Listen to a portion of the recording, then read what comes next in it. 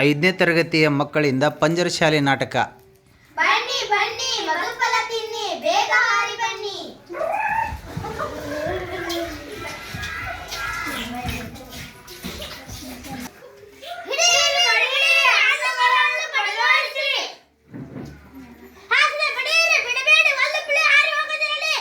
ಅಣ್ಣ ಅಮ್ಮ ಬನ್ನಿ ಬನ್ನಿ, ಟೇಮ್ ಟೇಮ್ ಚಿಕ್ಕಪ್ಪ ದೊಡ್ಡಪ್ಪ ಹಣ್ಣು ತಿನ್ನಿ.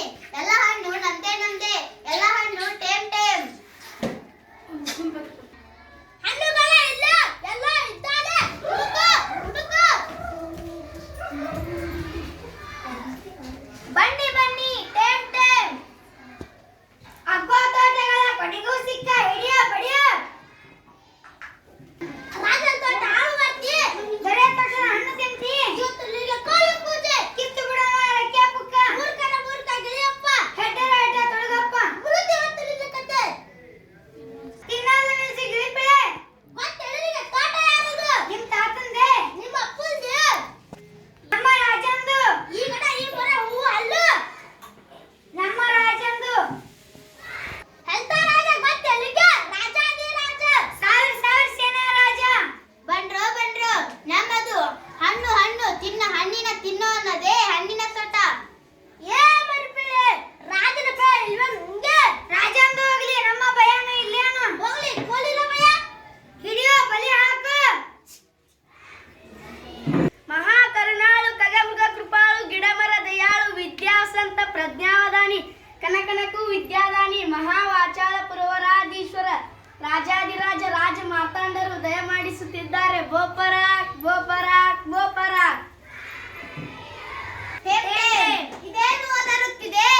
Time time. ಯಾವ ಭಾಷೆ ಮಾತಾಡ್ತಿದೆ? ಪ್ರಾಕೃತಿ ಭಾಷೆ, ಪಿಚಾಚಿ ಭಾಷೆ? Time time. ಏನಿದರ ಅರ್ಥ? Time time. ರಾಜಾಧಿರಾಜ ಇದೊಂದು ಕಾಡು ಜಾತಿಯ ಅನಾಗರಿಕ ವಸಂತ ಕಾಲಕ್ಕೆ ಮದ ಹತ್ತಿ ಹಣ್ಣು ಹಂಪಲವನ್ನು ನಾಶಪಡಿಸಿದೆ.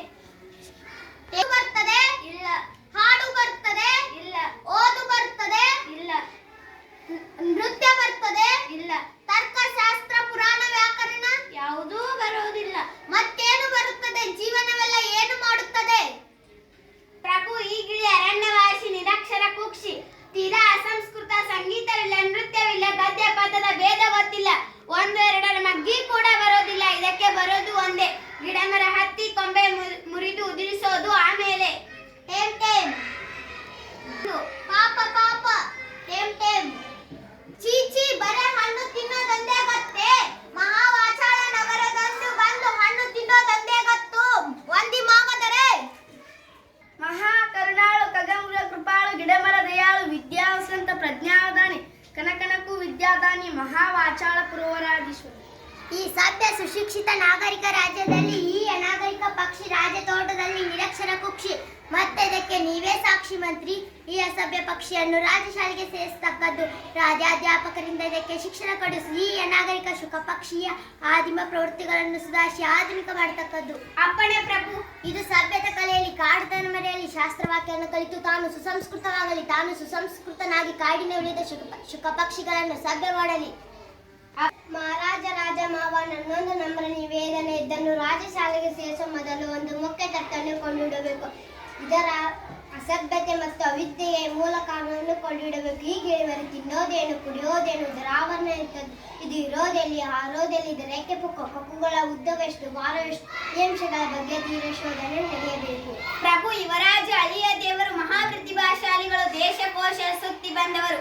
ಕಾಂಬೋಜಿನ ಪ್ರದೇಶದಲ್ಲಿ ಪಕ್ಷಿಶಾಸ್ತ್ರ, ಪ್ರಾಣಿಶಾಸ್ತ್ರ ಪ್ರಾರಂಗತರಾದವರು, ಸದ್ಯ ನಿರುದ್ಯೋಗಿಗಳು.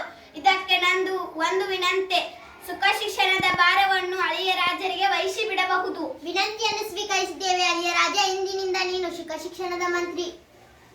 ಮಹಾರಾಜ, ಇದೊಂದು ವಸಂತ ಕಾಲಕ್ಕೆ ಕಾಡುಗಿಳಿ ತನ್ನ ವೆಣ್ಣ ಭಾರವನ್ನು ಮರೆತಿರಬೇಕು. ಸಭ್ಯ ಶಿಕ್ಷಿತ ಸಂಸ್ಕೃತವಾಗಿರಬೇಕು.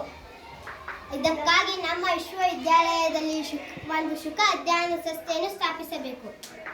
ಕಾರ್ಯದಲ್ಲಿ ಜಯವಾಗಲಿ ಮಂತ್ರಿ. ಡಂಗುರು ಹೊಡೆಯಿಸು. ರಾಜ್ಯದ ಮೂಲೆ ಮೂಲೆಯ ಪ್ರತಿಯೊಬ್ಬ ಪ್ರಜೆಗೂ ಗೊತ್ತಾಗಲಿ ಅದ ಒಂದು ಪಕ್ಷಿಯ ಶಿಕ್ಷಣದಲ್ಲೂ ರಾಜರ ಆಸಕ್ತಿ ಎಷ್ಟಿದೆ ಎಂದು. ನಮ್ಮ ಪುತ್ರಿ ಸಂತುಷ್ಟಳಾಗಲಿ ಅಲ್ಲಿಯ ರಾಜ ಶುಕ ಶಿಕ್ಷಣದ ಮಂತ್ರಿ ಆದನೆಂದು.